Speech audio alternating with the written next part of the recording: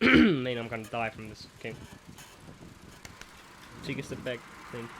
One of my personal fears, and ironically, one I think a lot of people can probably relate to, is being ordinary. Because being like everything else, you might as well be nothing. This fear and dislike, yet comfort, found in being ordinary, is one I think a lot of people thrives with, and a lot of people just accepts. But when it comes to entertainment of various forms, I think things vary a bit.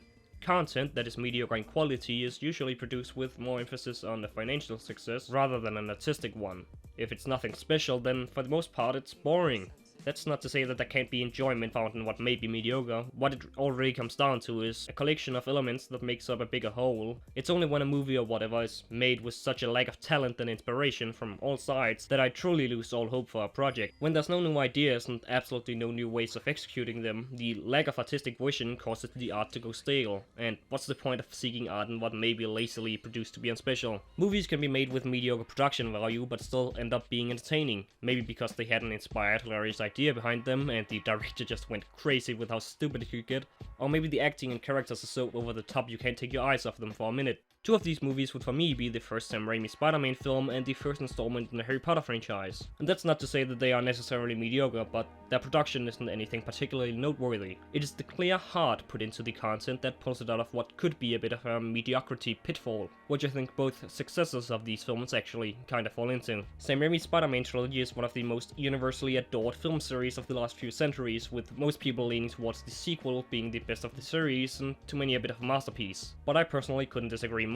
Sure, it's a fine movie in its own right, but if you ask me, I'd say the first film is one I think represents my favorite Spider-Man better than any other film really has. The acting is quite over the top and delightfully cartoonish at most points, and definitely doesn't take itself too seriously. It's a hilarious film with so much stupid shit in it, I cannot help myself but recommend it. The second film in the trilogy just ends up being a less funny and less self-aware version of the first one to me. It's kind of the same with the Harry Potter series. The first one was hilarious and how insane and over the top the acting was, and Malfoy was one of the greatest caricatures of all time. Then the second film comes by and it's just an unspecial version of the first one. It does keep some of the personality and charm of its predecessor, but what really kept me watching in the first one was to see how overacted and over the top it could get. The third one in the series is genuinely a good movie since it's directed by Alfonso Cuarón, and then the fourth and fifth one sucks massive balls and I cannot be bothered to watch the rest. What I think keeps these two franchises above what I'd consider average is the obvious heart and actual passion put into the films. This last year, mediocrity seems to have taken center stage in the entertainment industry. We've got Fortnite being the biggest game on the market. Oh wait, I guess this other game that is essentially the exact same game is now even bigger than Fortnite. Well, what do you know, huh? Call of Duty Black Ops 4 was a game that was released and instantly forgotten. Reaction commentary is somehow making a comeback on this godforsaken website. Black Panther being the biggest movie of the year, and speaking of Oscar nominations, what the fuck? Ooh, I'm gonna get grease on my blankie. Then at the end of 2018, just weeks after The Ballad of Buster Scruggs getting released, comes in Bird Box, just taking the middle finger to the Coen brothers and becoming the biggest success for Netflix. Well, you know, according to Netflix. Like any other form of entertainment, there's also quite the number of mediocre titles in the gaming industry. So many games just look and play the same that I have trouble differentiating the avalanche of first-person shooters. Call of Duty is one of the worst offenders when it comes to mediocre and just general uninspired gameplay. Every game released since the franchise began has been pretty much virtually identical. It's kinda like a list-on version of FIFA. And then at the same time there's wildly innovative games like Inside that tell such an effective story without a single line of dialogue. It's completely fine to enjoy Call of Duty. Hell, I'd be a giant hypocrite to say otherwise, as it's one of the games I've undoubtedly sunk the most hours into, but from an artistic standpoint, Call of Duty's bullshit formula is almost insultingly lazy. At this point they don't even have a campaign, which is one of the otherwise few commendable things about the series. It wasn't always like this. Back a while ago, quite a few of the COD games had a lot of character and a clear feeling that someone actually cared or had some sort of artistic vision. Yeah, it was always kind of a different paint job for the same car type of deal, but it more felt like every new game was an expansion to the last, adding new maps and gameplay types. Recently though, it's beginning to become obvious that a game as simplistic in nature as the early CODs does not work on the market anymore. And as such, they've tried to change it to fit modern standards, which just doesn't really work too well currently. Then there's games like Dying Light, a game that I kind of love, yet I recognize that it's very average in execution. The controls are pretty fluid, but the gunplay is not only not very good, but it's almost non-existent. The art style can be sometimes beautiful and sometimes ugly as hell, and it's often undercut by poor optimization. But the open world and the way it plays together so well with the zombie aspect makes Haran an actual cool place to explore. I like the looting aspect in some regard, even though it can get pretty old on multiple replays and just plays, I think. The story kinda sucks, but it's more an excuse for throwing you into the world and letting you explore. Pretty frequently though, the story missions will go on for far too long and leave a whole lot to be desired, but it can be overlooked if you, as I, just want to roam the city and kill zombies with your new weird modified stick.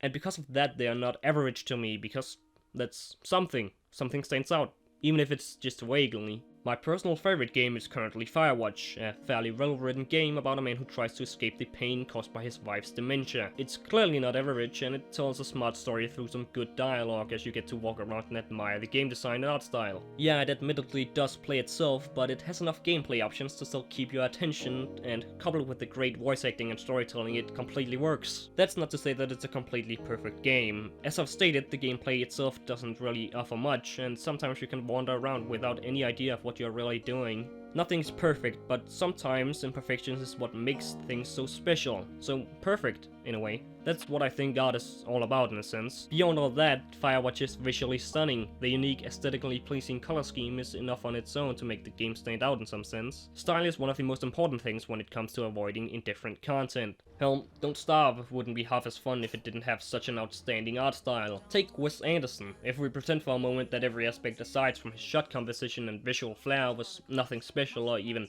bad, his films would still stand out because of the visual style. Now, his movies do very much have different qualities, and I absolutely adore most of what I've seen from him for a number of reasons. But having done something, just one thing, differently, is enough to make it stand out. Everything has to be self-contained. There are certain rules that comes with a fictional universe, and it's important within that universe that the different elements that represents it plays off each other. Take BioShock, one of, if not the best single-player shooter I've ever played. The game completely oozes with atmosphere because of the dimly lit and depressing, yet at often times beautiful scenery. It plays together with the character designs and writing perfectly, making it such a truly unique and unforgettable and fucking horrifying game. It's the same with Wes Anderson, except completely flipped around. Take Moonrise Kingdom, one of my absolute favorite movies. The meticulous symmetrical cinematography makes the place feel like a wonderland, and the on-the-nose, straight-to-the-point writing is perfectly complemented by it. It's a story that knows its own goofy, bent boundaries, and it plays so well to its own strength.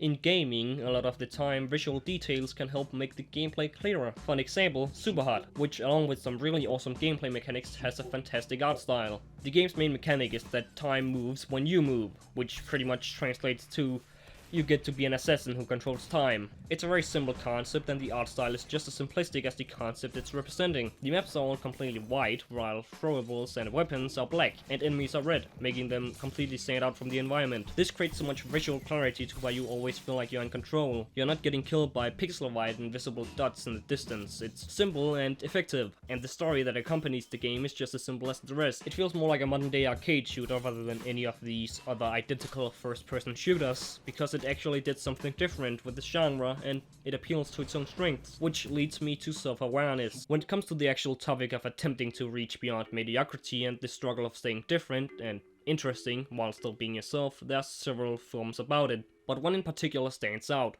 American Beauty. It's very much a film about beauty found in the ordinary. Everything happens to this seemingly normal, average family living on a random street in a random part of the US. Every character longs for something more and goes down separate paths in an attempt to truly find themselves. The emo daughter falls in love with this weird dude who leads her to leaving her otherwise materialistic goals in search for who she actually is. The wife, Carolyn, grows materialistic, only focusing on surface level things and working on her career, while she attempts quick fixes of happiness. Kevin Spacey just gives up on being a human being, kinda like he did in real life. The aforementioned weird emo love interest, Ricky, has already found himself and sees through the facades other people put up. Ricky's father locks away his true self for the sake of ignorance, but eventually tries being himself and kind of fails. In an attempt to escape their mundane, average lives, the people of the story find themselves.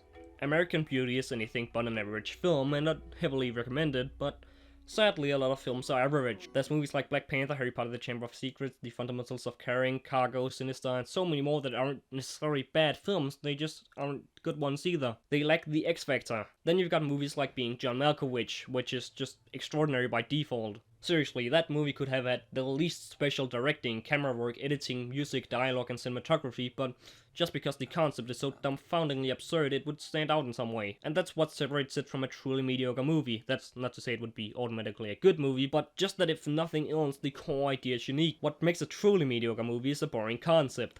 That's not to say that concept is everything. There's examples of films with what could be boring concepts but are represented in interesting enough ways to still create a good movie. But what truly unspecial films always have in common is a poor starting point, a poor concept. Charlie Kaufman is the master of creating beautiful concepts. Films like Eternal Sunshine of the Spotless Mind, a brilliant movie about a couple growing estranged until she, after a fight, decides to secretly get her memories of him deleted using futuristic technology through some sketchy clinic. He, Joel, played by Jim Carrey, gets salty and gets the same treatment, but quickly in the process starts to regret it. So he desperately tries to escape, always running away from the memories being deleted with Clementine, played by Kate Winslet. And with this clever storytelling trick, Kaufman pulls us through every noteworthy moment in Joel's life, seeing anything from his early childhood to his experiences with Clementine. It's an amazingly written movie about affection, and it's very well executed thanks to some great directing from Michel Gondry. Then there's the aforementioned Being John Malkovich, in which a puppeteer finds a secret tunnel at his art workplace that leads into the mind of the actor John Malkovich, where he gets to see through the eyes of Malkovich for 15 minutes, before being dumped out of the sky near a random turnpike.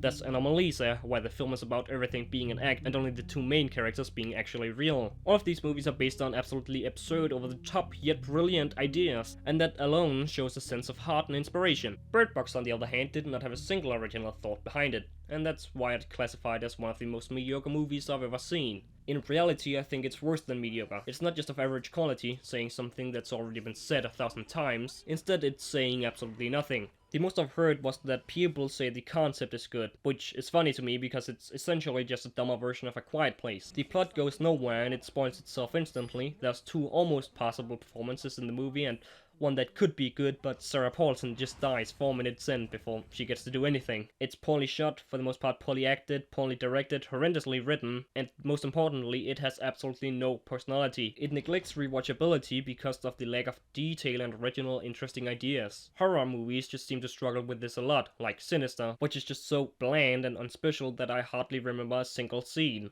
Sometimes some of them do end up being so bad it's good, like The Devil Inside, which is just such a pile of shit that it's kind of hilarious at some points. You can also take Rogue Warrior as an example here if you want. The game itself is just another identical shooter, but the voice acting is just indescribable. Commander, this is Peyton. What's your status?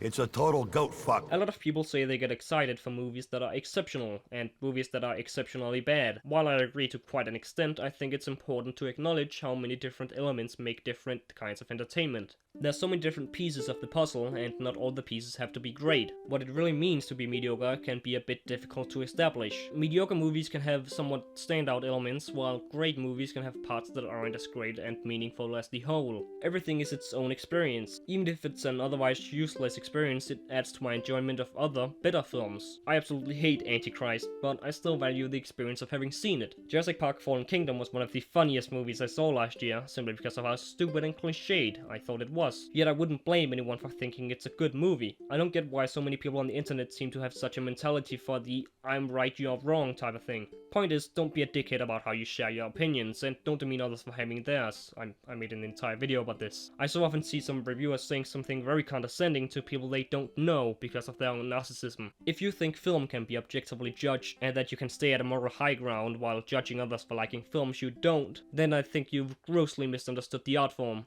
I think one of the things people seem to neglect a lot is the intentions of the filmmaker. I don't know about you, but I don't want soulless boring content with no true heart and no creativity. Making something special is a monumental task in today's society, but nothing is worthy of attention without a heart and a soul. With that said, without a middle ground there can't be anything exceptional and nothing exceptionally bad. Thank you for listening to my poorly organized thoughts. Why not consider subscribing? I guess this has turned into a biannual thing now, so that's awesome.